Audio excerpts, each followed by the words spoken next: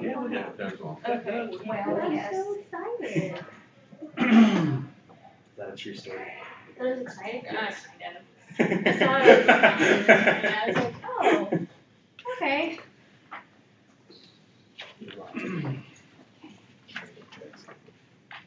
Yeah, I forgot we had a line. You just turned Yeah, just now.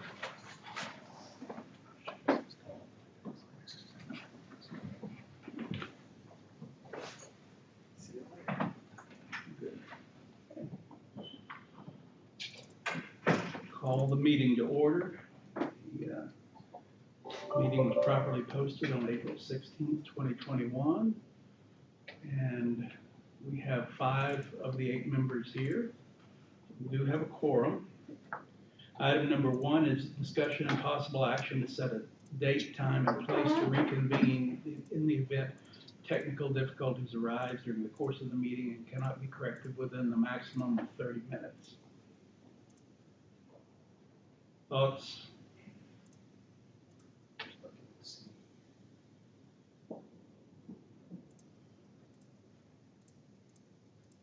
Does 2 work? Well, that'd be within 30 minutes. Oh, okay. What Does if- 2:30 work? 2:30 works for me. That's a motion, I'll second. Doug, does 2:30 work for you? Sounds great, absolutely. All right, so we have a motion and a second that we would reconvene at 2:30 today in this room if we have technical difficulties, correct? That's the motion and second, okay. All those in favor, we need to call roll. Doug? Aye. Anna? Aye. Brandon? Aye. Aye. And I, chairman's aye.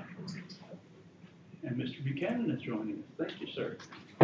This blocked out, we were, Strappy Bill said nobody allowed. Oh, wait, that was yesterday. Kidding. Item number 2. Oh. Sorry.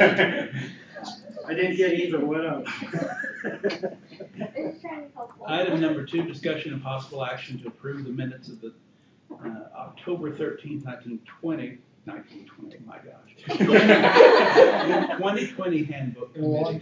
It has been. So moved. Second. We have a motion and a second.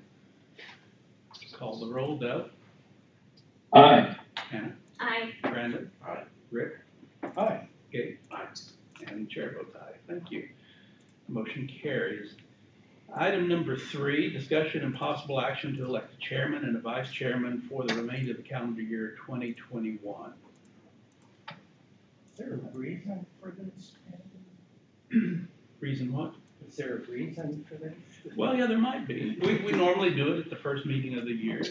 Most of the committees do, but as you are all probably aware, I am retiring in July. And so, don't look at me that way, Cassie. And so we need to select a new chair and vice chair. And I would make the motion that Doug be the chairman and Brandon be the vice chair. He looks so thrilled. Sure. Sure, a second. I'll second. All right. Any discussion, any other nominations? No. All right. We will move for a vote. Doug? Aye. Anna? Aye. Brandon? Aye. Rick? Aye. Gabriel? And I, chairman votes aye. So we have a new chair and vice chair, and I will gladly pass the gavel to the new chair, virtually. Well, Dan, I wish I had anticipated this opportunity to thank you and congratulate you on behalf of your committee for all the fine work you've done. But I'm going to reserve that until closing comments today. Perhaps that's where we can fit that in. I want to give my colleagues an opportunity to think in those terms too. How about that? Okay. And with that, referring to our agenda,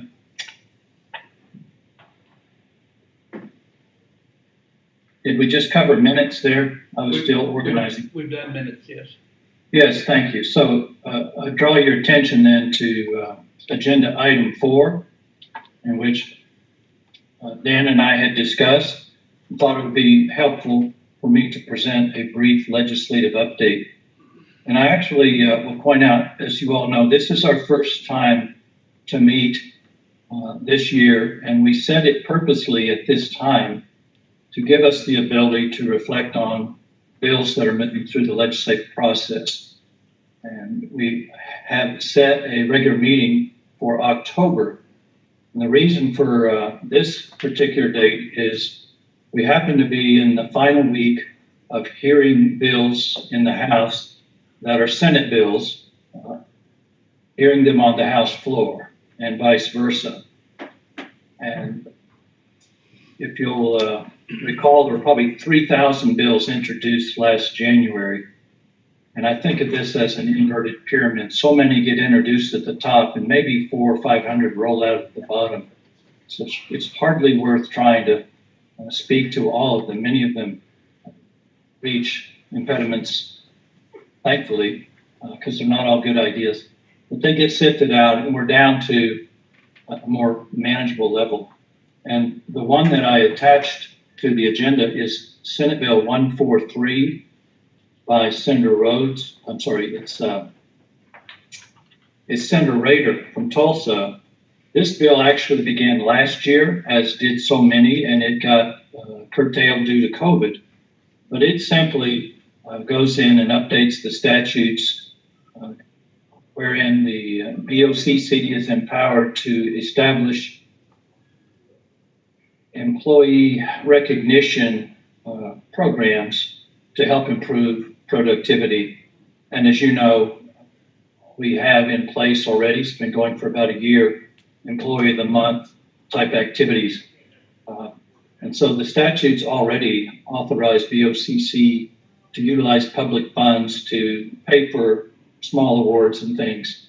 This bill, as now having been signed into law yesterday by the governor, it will go into effect this November 1st, 2021. It expands the authority of county officers to expend public funds on, say, a luncheon or a banquet, so that it could actually have a little bit a nicer ceremony of sorts. And as I said, that is now law. It takes effect November 1st. And November 1st is the most common date when they have bills take effect. If you have an emergency clause on a bill, it can go into effect immediately upon signature. But that November 1st was in mind when we set our second meeting for the year, that one being to take place in October. And that's just to get us back together to refresh our memories and see if there's anything we need to do prior to those laws taking effect. I've got a couple more bills that I did not attach, but I thought I'd make reference to. I just wanted to see, first of all, if there are any questions about Senate Bill 143, which will allow recognition, luncheons, banquets, and the type. No questions. From you, at least. Going once, hearing no questions. If I may, I'll grab my list and mention quickly a couple other bills. There's a bill that I think Anna and all of us will have particular interest in, House Bill 1965 by J. Dean Nolan from Sand Springs and Senator Weaver from the Oklahoma City area, expands BOCC authority over creating county employee continuing education programs. As you'll recall, the current law limits participation to full-time employees who have 5 years of service. Well, and it also restricts the continuing education programs to be those courses provided by institutions within the Oklahoma High Regions system. Well, the city of Tulsa advanced this, I think, with Cleveland County support and ours, asking that the county commissioners be giving little more flexibility over the program. So should this bill, which is awaiting consideration on the House floor this week, get passed without amendment, it'll then go to the governor. It has an effective date of November 1st, 2021. It would enable the BOCC to decide in their wisdom whether they wanted to change the eligibility requirements to something different than 5 years of continuous service. You can imagine that they might find it helpful to try to get some training earlier to a full-time employee who's established some kind of permanency in their eyes. Secondly, it broadens the scope of courses that can be taken to those outside of the higher education system. In my own opinion, I think that will allow, say, a commissioner to send an employee in the barn to a VOTEC. I'm not a lawyer, that's something we might double check on, but this was something when we first brought the program in before the Budget Board and BOCC, I think Commissioner Maud asked me at that time, and I said that's something we can work on. So we're happy to deliver that into legislation. We just need to see it passed this week. Any questions on House Bill 1965? No, just a comment that I think those are good changes to be made that will allow more flexibility and potentially more participation.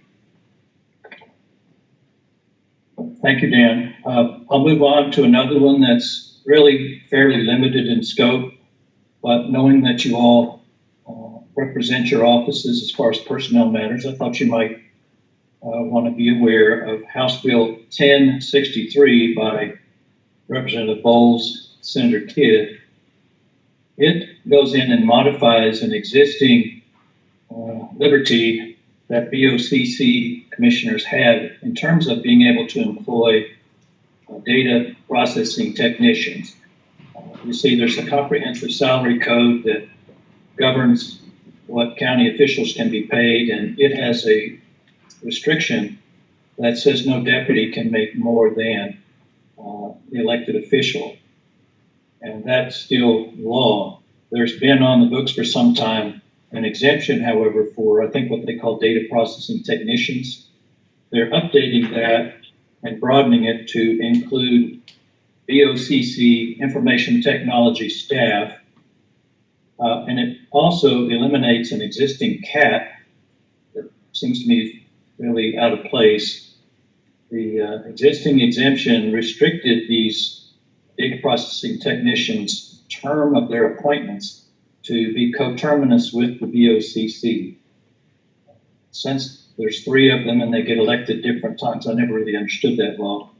I don't know to what extent these have application in our county, but this is on the governor's desk. It's awaiting the governor's signature this week, and it would take effect November 1st. Any questions or comments on 1063, dealing with IT salaries for BOCC departments? No. Hearing none, I'm going to mention another one, which would encompass all of us, I guess. Each of us are in some way, I believe, carry a title of a deputy, maybe a second deputy, first deputy, whatever. But you may have heard something about a bill, Senate Bill 828 by Senator Murdoch and Representative Newton, excuse me. I think Newton's from out in the Woodward area. This bill initially was going into the statutes and eliminating the cap that I mentioned on deputy salaries, which restricts deputies from making more than their elected official. It was amended on the Senate floor to remove that and put in place some reference to state of Oklahoma pay structures. But CODA was not supportive of that bill. It was nothing they asked for.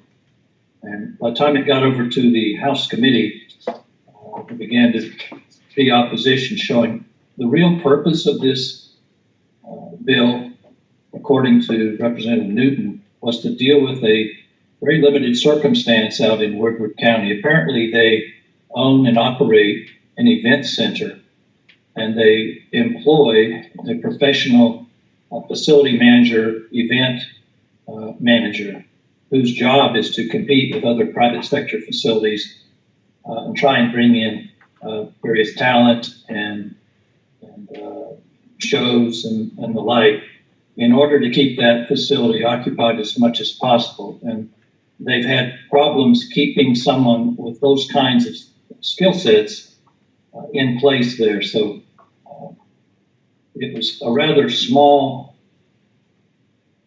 focused issue that they're trying to address, and they brought in a huge hammer and were totally overturning the Comprehensive Salary Act. Well, in a floor amendment that was adopted yesterday on the House floor, that I think, which passed, and now I think this bill is going to the governor, it now has the proper narrow focus. It basically exempts from the salary cap any particular position that does not work for an individual county officer, but has, I'm going to just paraphrase, highly technical aspects or something. So it's much more properly focused. There is a provision in it that still references something about the ability to utilize the Oklahoma state government pay structures as an alternative to the comprehensive salary code. And that's something I still haven't digested. I think that is going to take some legal interpretation of what does that even mean. But I just kind of wanted to make you aware of that.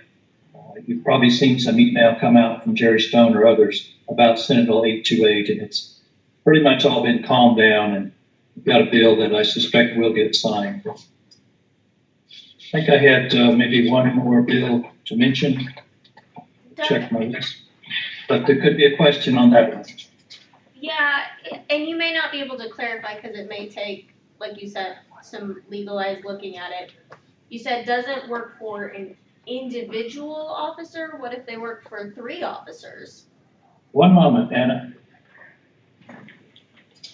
Right.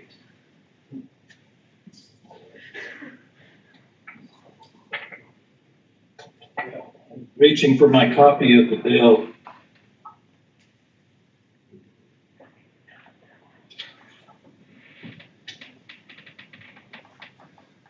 I paraphrased a moment because I didn't have it in front of me. I'm going to read it slowly. It's just basically a sentence.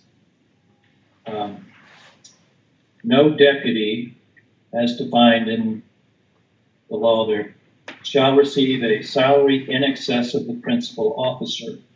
That's current language, guys. You're probably familiar with that. The new language says any employee employed to perform duties that are not in assistance to a county officer in the performance of the official duties of the county officer, including but not limited to specialized or technical duties, may receive a salary in excess of a county officer. I'm visual, and I would need to have that in front of me, and I do, and I'm still not entirely clear what it means, but. Yeah, I think that would still exclude BOCC department directors because they work for the commissioners in service of the commissioner's role. Like Stacy or even you're helping them accomplish their job. I'm inclined to agree, and I think the question of the day here someday will be, hey, who is eligible for that? But it's not going to be very many people. And the bill's not yet been signed. But any other question or comment on that one before I move on? Seeing and hearing none, especially. There's one last one. I think this is a good bill. Again, this is another one that I believe I saw last year with COVID. Killed it before it could be heard. House Bill 1876 by Tammy West of the House and Brenda Stanley, senator from, I think Dale City, Midwest City area, is amending the Open Records Act to protect personally identifiable information of former and current public employees. I don't have it right in front of me, but I think you'll be pleased, and retirees would be pleased to know that their home addresses, their private email addresses, their personal private cell phone numbers, and things of that sort, upon approval by the House of the Senate amendments, which have already passed the Senate, it would then go to the governor's signature. And this one does not have to be addressed this week. We've got until the last day of session. But should that go to the governor and get signed, that will help reduce your spam, I would suggest, and other interferences in your life. And I will tell you, in my own interpretation of the Open Records Act, there's already either law or case law or AG opinions which protects certain personally identifiable information. But I think this will not hurt to make it more explicit in the Open Records Act itself.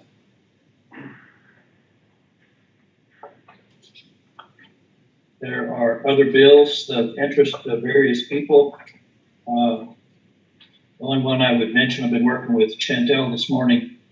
You might have seen the notice, Senate Bill 840 would raise the purchasing limit, that threshold, if you will, above which, or I'll just say below which, a department need not pursue competitive bids from its current $15,000 to $25,000.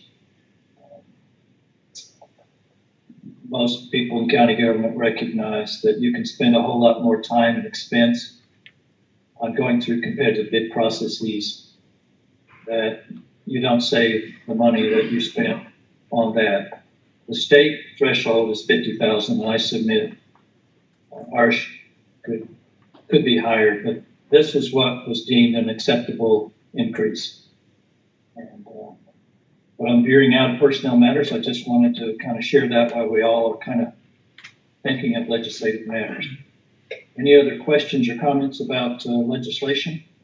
Doug, there was a bill that early in the session I heard about that would allow for the payout of excess annual leave in the event an individual was not allowed or did not have the time to take all of the leave that would have been in excess of the 240 or 480 hour limit. Do you know anything, an update on that? Dan, I do. I don't recall the bill number, but I do remember sharing that one with you.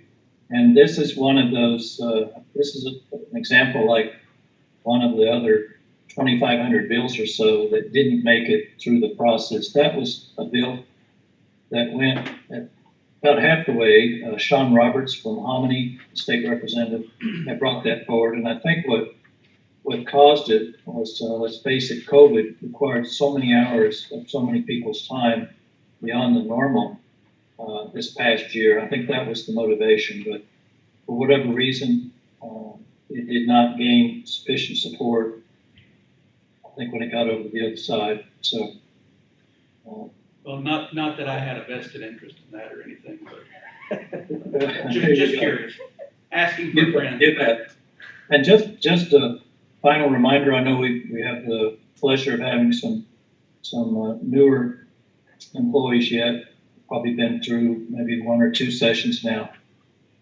Sometimes a bill that didn't make it through what we call the first session of the legislature, they are 2-year legislatures. I think we're in the 58th. This is the first session.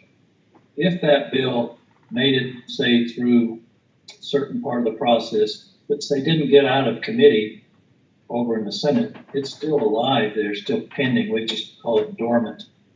So technically, people that have a mindset to do so could try to raise support for such a measure and work on it, and maybe breathe new life into it next year. So that's always something to keep in mind. But if a bill gets heard and voted down, then if I recall correctly, the rules will not allow that until a whole new legislature. Dan and others, any other comments or questions? That's it. Very good.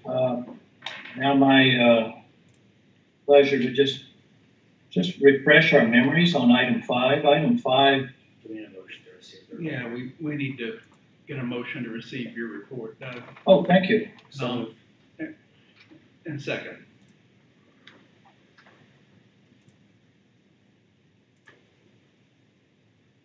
And Sharon, do you want to call the roll there? Do we have Sharon or is it Cassie?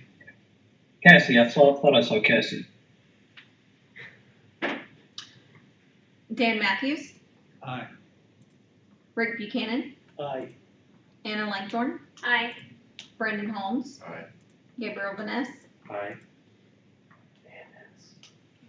excuse me, Have an eye in there. and Doug. Aye.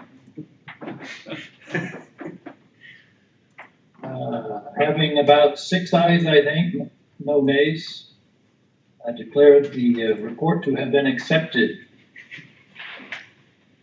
And if we're ready to turn to item 5, this is just for convenience sake, a little update and refresher on where our committee, Handbook Committee, is in terms of its excellent work that's been undertaken the last 4 or 5 years, actually, on reviewing the employee handbook with a very fine-tooth comb and updating it to reflect changes in law at both the state and federal level, and also clarifying issues that have come up and indeed putting in some new policies that have been deemed meritorious. So I'll remind you a couple things. And listed within that listing of attachments, you would find the current active handbook. It is the one known as the final 2019 interim elected officials employee handbook with effective date of January 1st, 2019. That's the basic handbook. That is still posted on InfoZone. By the way, I'm going to make a comment. So Brandon was good to reach out and ask a question of me recently when he had an employee trying to find a policy, and it happened to deal with holiday time. And what the employee understandably was finding is they were going to this book, which is out there, but we have additional information on the InfoZone that the employee didn't know to look up. I think it's 3 or 4 supplements to the January 1st, 2019. These supplements were adopted in June 18th, 2020, as I recall. And at the time, one of those, by the way, you'll remember, was we deleted any reference in the employee handbook to the open records process when it was pointed out that that's really a procedure and not a policy by our DA's office. Another one that you'll recall was we were updating the medical marijuana policy for Oklahoma County to reflect legislation that had passed in its 2nd year of existence. I believe we might have done something with the continuing education program. Regardless, those supplements are included as linked attachments here, and you can see what they were. Yeah, there's one about the continuing education program. We went ahead and got that approved in order to make it go into effect January 1st, 2021. We had to get funding for it. And we might perhaps take a question on that in a moment as to that program status. I think we're still getting organized on that. But I wanted to just make you aware that these supplements accompany the 2019 interim handbook that's out there. And they're all found, can be found by all employees at Info Zone. Take a moment to introduce and remind you of one other document that I prepared for each of you as members of this committee. It happens to be the final document in that list there that my colleague is pointing to. 2019 Interim Handbook as supplemented, accept change version. What that one does, for your benefit, to make it easy for you, is it takes those 3 or 4 supplements that were approved by the Budget Board and VOCC and splices them into the Interim Handbook, 2019 Interim Handbook, so they're there. My theory was, knowing you or your office's designee representative to the Handbook Committee, perhaps an employee with a question or supervisor might come to you and ask for a little help finding something. And so that's really just for your convenience sake. And this is an accept change version, so it's a clean version. And in other words, it's fully in effect. Just I think maybe the page numbers might not have been updated yet to reflect those changes. I'm going to look at my list here and see if there's another document that I wanted to introduce. Yes, there is, in fact. I'd like to go up towards the top. This document, I think, is the one that is most worth your taking a little time sometime in the near future just to peruse and refresh your memory as to what the changes are that this Handbook Committee has voted on and approved and are part of what we call our working draft. We have attached the second document. It's now labeled the Handbook Committee's 2021 Working Draft. And it is a track change replacement to help you easily spot what changes we have approved. It strikes through language that we voted to delete. It underscores language that we voted to add. We've been through these many times, and I will invite any questions or comments or recommendations on this in just a bit, but I wanted to just bring us all back to the same page as to what is our core document. This is the one I would suggest you should always try to go to see what it is we have decided we want, how the handbook should read, and look there if you think there might be a need for a tweak. And then it would be appropriate to bring that to one of these meetings, so to notify us if we needed a special meeting. But, and there are just a few, what I call margin comments in there, those comments that are out to the side. Those are as much reminders to me to be sure and check a few things. But otherwise, I want to say, and I wasn't looking on the screen, Cassie may have brought up that overview document, overview of proposed employee handbook changes to the 2019 interim handbook.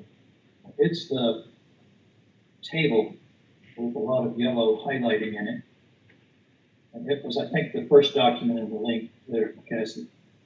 Yes. It's got a draft date of April 15th. There you go.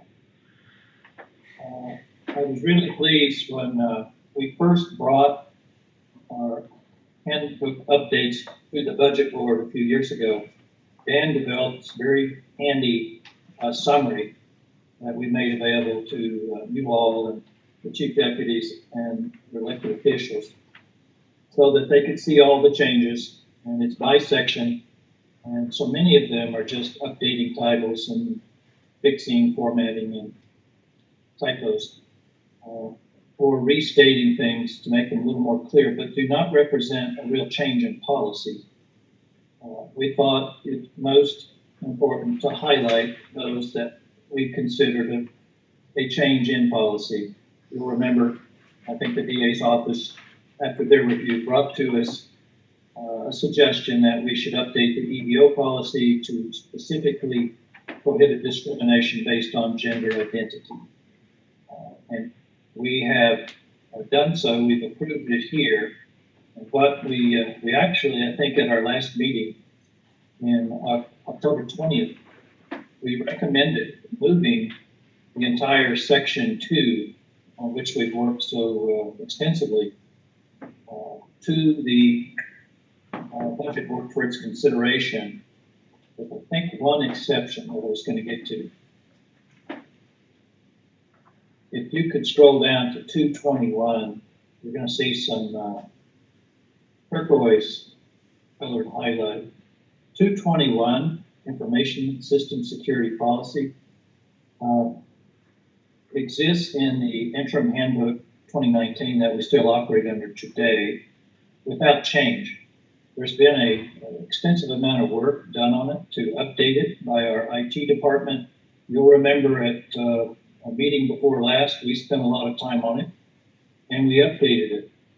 And I'll remind you that the way it works, there's a general statement of the policies that's been recommended to be put into a future version of the handbook. And they reference what is now whittled down to 6 individual detailed policies. The intent is that those be out on InfoZone. The general policy and an employee acknowledgement form at the back of the handbook envisions employees signing and acknowledging that they're aware of those policies. And what I'll remind you we did after going through them, it was explained that being that the IT department is responsibility of the BOCC, that is a BOCC department, and in as much as we're talking about modifying IT policies, that it was suggested we should take the proposed IT detailed policies through the Policy and Governance Committee.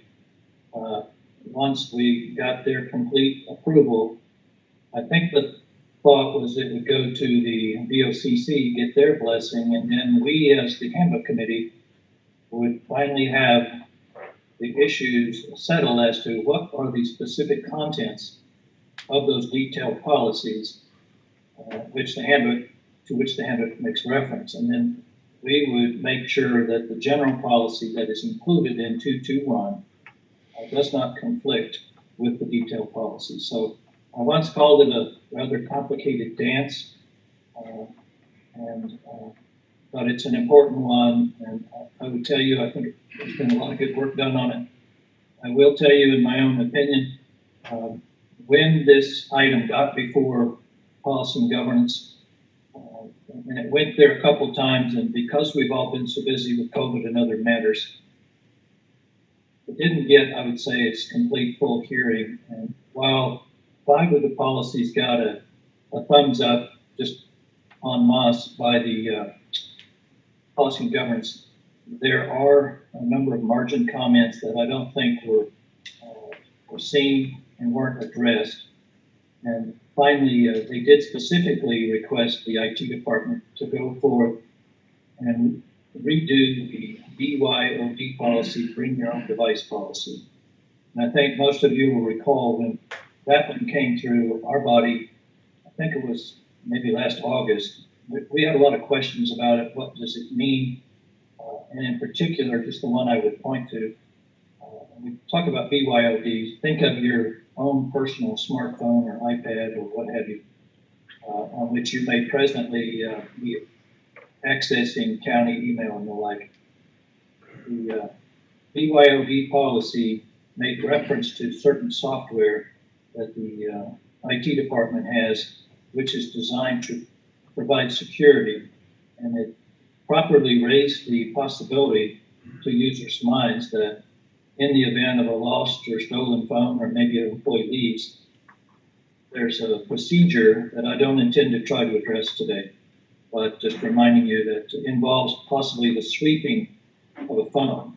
And they were trying to point out and communicate to employees that there could be a risk of employees' personal data being destroyed.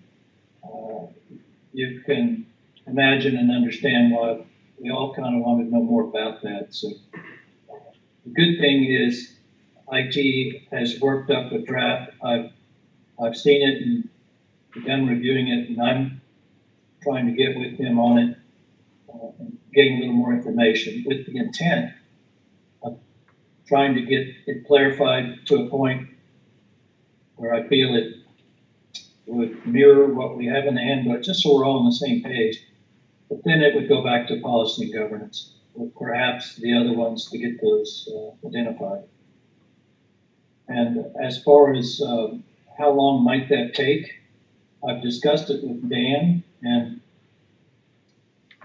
I personally have a goal, and I think Dan has a similar goal, that if possible, we would like to bring an item to a future budget board meeting prior to Dan's retirement. We could honor Dan and this committee's work and that of our predecessors. The handbook after.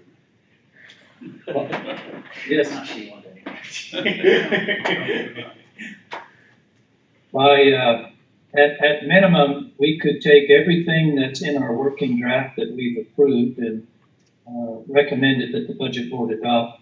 And we have two options. We could omit any changes in 2.21 if it looks like the detailed IT policies are going to take yet a little bit longer than before Dan can ride on out into the sunset.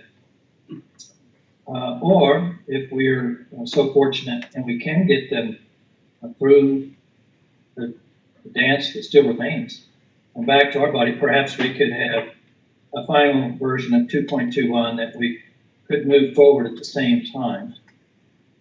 And Dan's other point, if I may, Dan, share, was you had a very good idea, and that was, if we're going to take it before budget board and then BOCC, a proposed comprehensive replacement for the 2019 interim, we certainly ought to hold up to see what happens in the legislature, just in case we need to make a change in the handbook.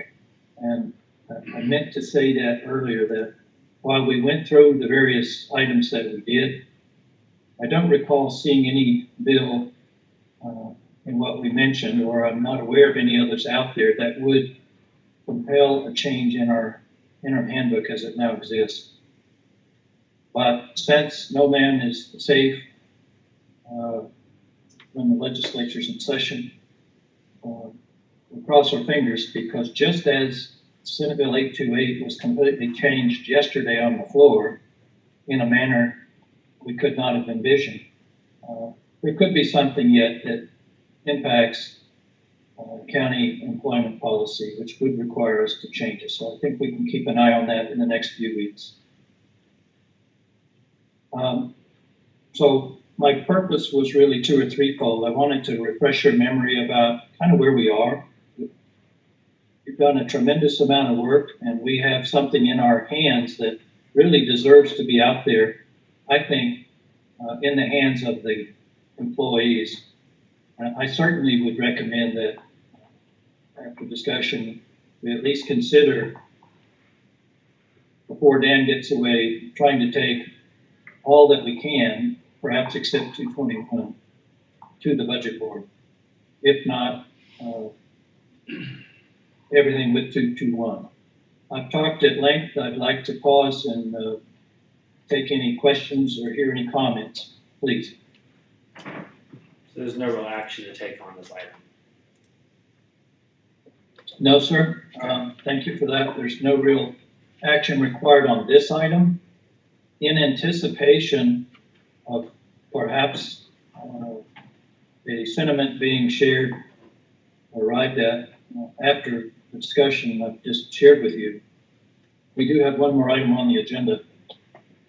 Item 6, if you want to peek ahead, is discussion and possible action to make a recommendation to the budget board that it adopt a 2021 interim employee handbook. Doug, do we need to go back and accept item 5, your report?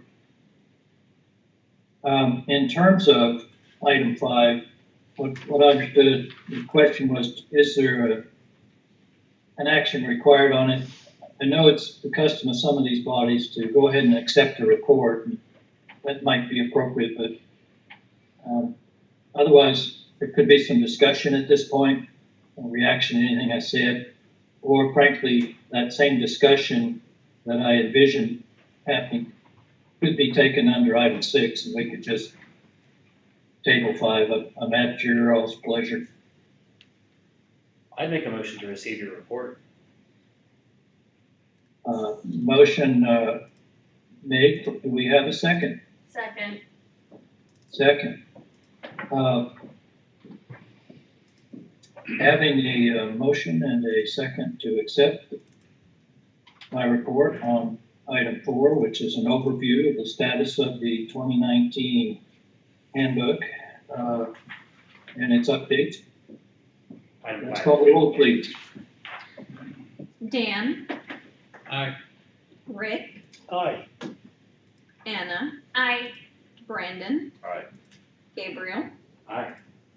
and Doug. Aye. Hearing a unanimous vote, we accept that report and we can move on to item 6 as I kind of previewed. We are in a position, as I was suggesting, to wrap up our working draft in a bow and send it to the budget board at one of the regular meetings would be fine. My thought is, and I think that's what we did last time, given that you all are excellent representatives of your office, our thought is you would be in a position to go back and brief them, and we know that they've entrusted us with it, so I would think it wouldn't take very long to go over this, and we could present it at a regular meeting, but that's to be decided. The question I'd like to ask is there interest and support in trying to get as comprehensive an update as possible to the budget board before July 1st? I kind of have a contingent question there. Is it realistic to plan on having all of our loose ends tied up with IT in the next couple months? Because it seems that's the lone item out here. And it would, if that's just a short time coming, it seems reasonable just to wait until that's done and then we have everything. Unless I'm misunderstanding. No, you're right. I think you have a good understanding of it. It's just hard to say. Again, people are busy. We are still in session, which occasionally takes off some of our offices up to the Capitol or whatever. But and let's not forget, most importantly, I'm going to suggest many of your colleagues, some of you are actively involved in BET and developing a budget. Frankly, that's even more critical. We have a statutory responsibility, so it's unclear whether we can get through everything. We've got a little time to see that, but frankly, I'd certainly like to get as much as we can, which I believe everything except the 2.21 will be ready to go. I'd just like some time to, if that's the way we go, to update page numbers and all, just slick it up a little bit. But the alternative would be to just hold up, as long as it takes till we get 221 and its detailed policies worked out. And I think there's certainly a real possibility with all we have going on. Now, we might not get that done prior to July 1. So, What's IT waiting on? well, I think some feedback right now. Is it feedback from policy and governance? Well, I will share with you that I probably as much as anyone have read through the old policies and so forth, because I've been able to be given dedicated time to do it. And there's some things some questions I want to pose to them for clarification. Gotcha, okay. I simply haven't had time with being under the crush of the legislative session. But My there's next that. I mean, there's just some loose ends in the detailed policies. My next question would be, and I'm not trying to monopolize the No. inquisition of Doug here. Do we have a scheduled handbook committee meeting in the future? Or, because I'm thinking. Yeah, we have- Go ahead. I'm sorry. The next regularly scheduled meeting is out in October, but we have the ability as I think you know, with just 48 hours notice to convene a special meeting. So,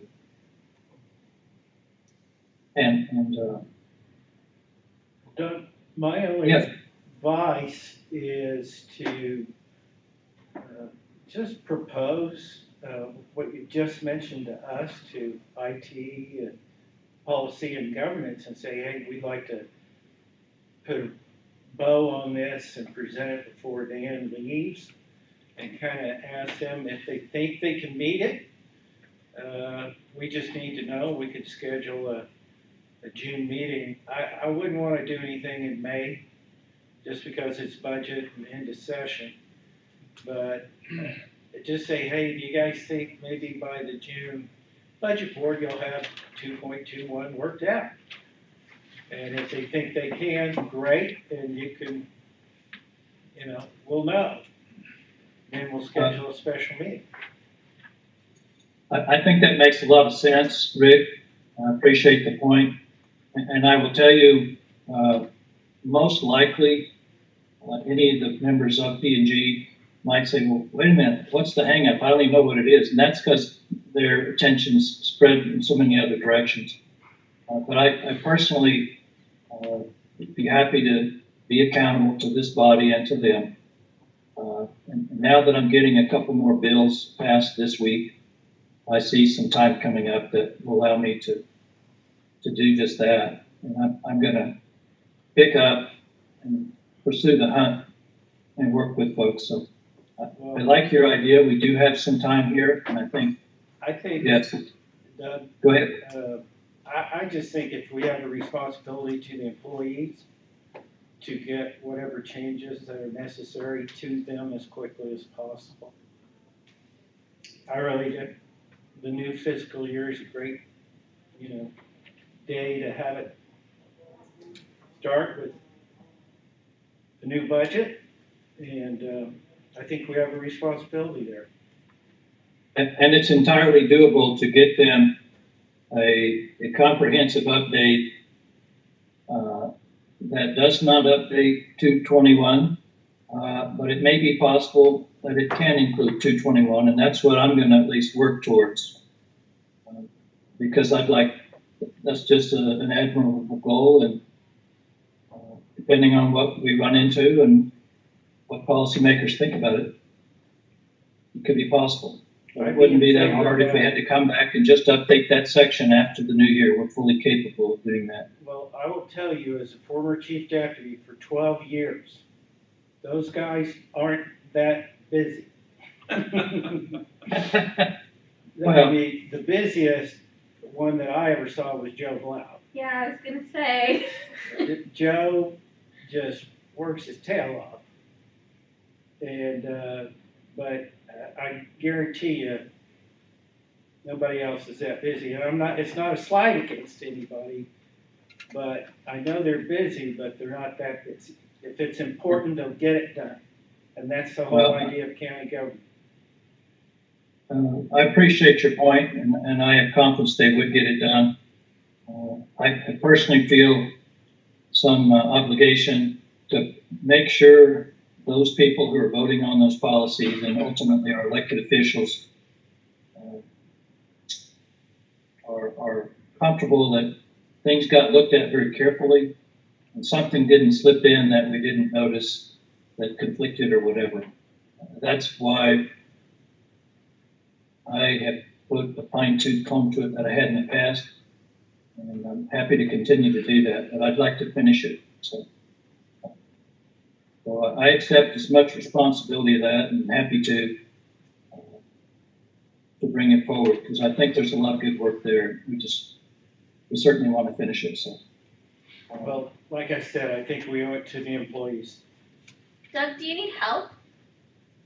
well, Is there something you could delegate?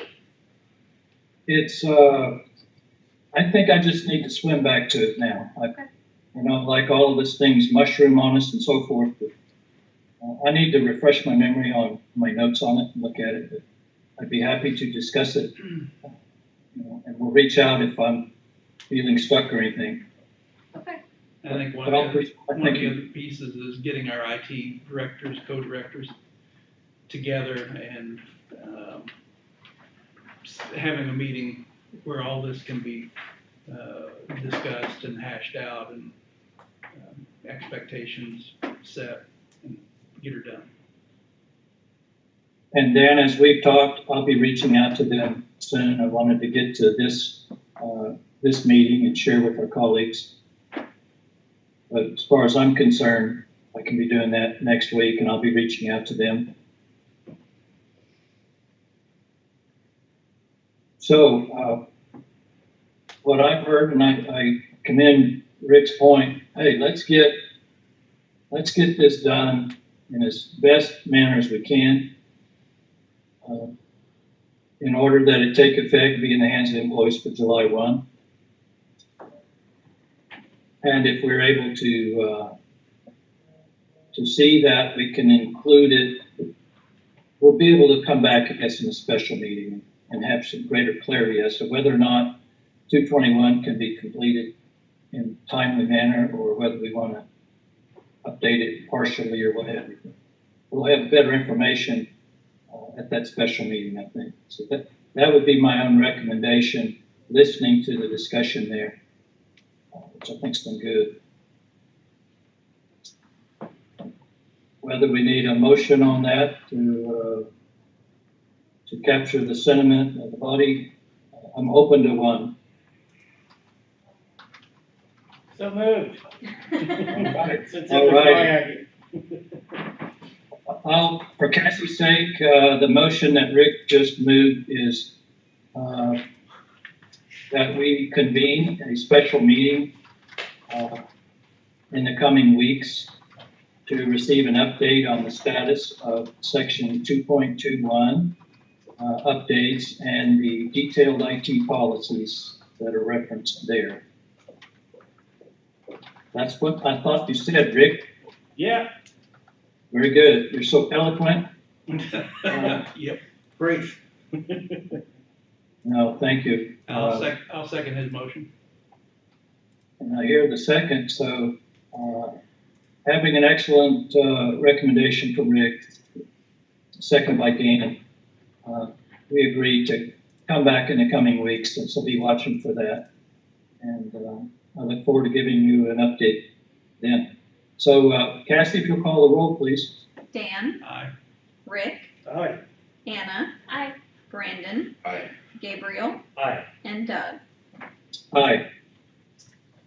Okay, that being unanimous, we've reached the end of our posted agenda. We have listed here citizen participation. I didn't get a note that there was any to be had, but I can ask. Any citizen participation? Hearing none. Time for board comments. I'll remind you all, well, I guess as we've discussed, we're going to have a special meeting before we let Dan get away. So maybe you want to keep your powder dry and reserve some comments for that meeting, but you're welcome right now. Are there any comments, please? Cassie, go around the room. You can see better than I. Anna, Well, I'm supposed to keep my powder dry, so I'll wait until our special meeting. Brandon, Dan, Oh, save me, I may won't rebuttal. Rick, I just love working with people that are smarter than me, and I believe everybody in this room is smarter than me, so really enjoy these meetings.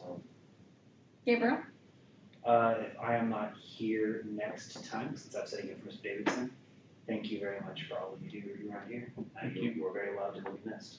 Thank you. So, and thank you, Doug, for all your hard work. It's my pleasure. This is a really good group and an important task, and I wanted to thank Brandon for stepping up as vice chair as well. Thanks, We're good? Yes. Okay, well, do we have a motion to adjourn? So moved. All right, and a second? Second. I think we're done, folks. You need to vote? Oh, yeah. Dan, Aye. Aye. Rick, Aye. Brandon, Aye. Anna, Aye. Gabriel, Aye. Doug. Aye. Aye. We're adjourned. Okay, you guys have a great rest of your day and week, and Love your We'll be in touch. helicopter hat, Doug.